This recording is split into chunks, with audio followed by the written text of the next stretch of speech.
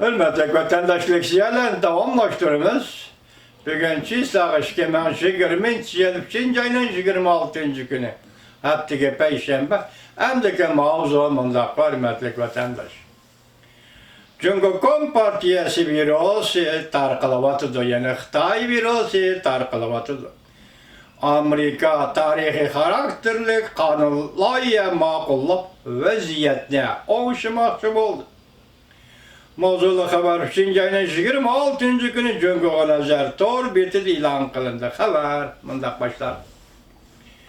Amerika Kengeş Palatası Dışki Partiyanın dahilleri tarihi karakterlik bir kanunlarla makulluk Amerika iktisadı $2 trilyon meblağ yardımı bir işte karar kılıp Xitay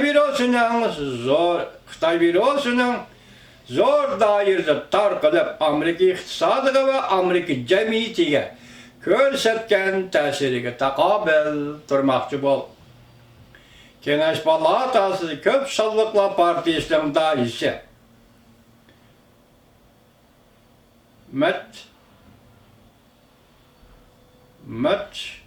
McConnell, Azsallıklar Partisi'nin raisi Chuck Schumer ve Maliye Ministeri Steven Mnuchin haftanın 3. günü seherde bir neçe günlük ciddi söhbetin kiyen. Ahırı bösöz karakterlik ilan kılgan haberde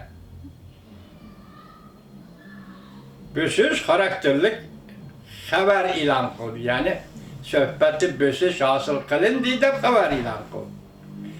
McConnell mındak görsetti. Bu uğraş devride kölemlik meblağ seliştir.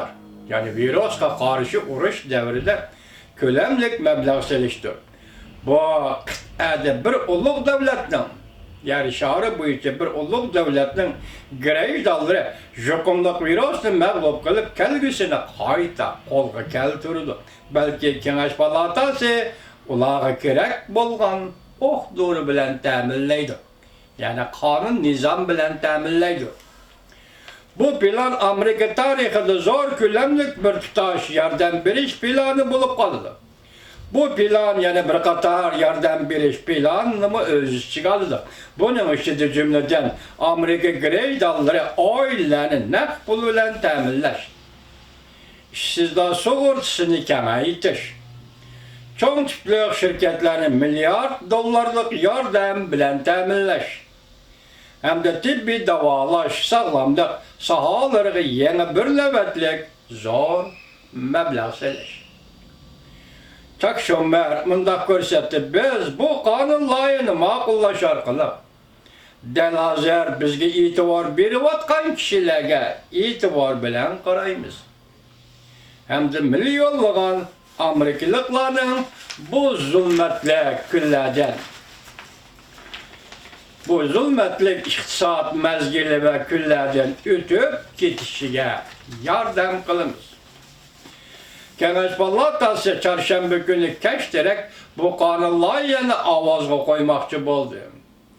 Avam Palata Başlığı Nancy Pelosi bu planı derhal tasdiqlaydıqanlığını bildirdi. Bu kanun layığı muşu ayda Xitay virüsü tarqılış bilen votturga koyulgan. 3. qatımlıq partiya guruhlarının alqan kanun layihəsi bulup hesaplanıdır. Bu belki Amerika tarihinde hayatlıq küçe urğup durğan iktisatqı yardım beriş planıdır.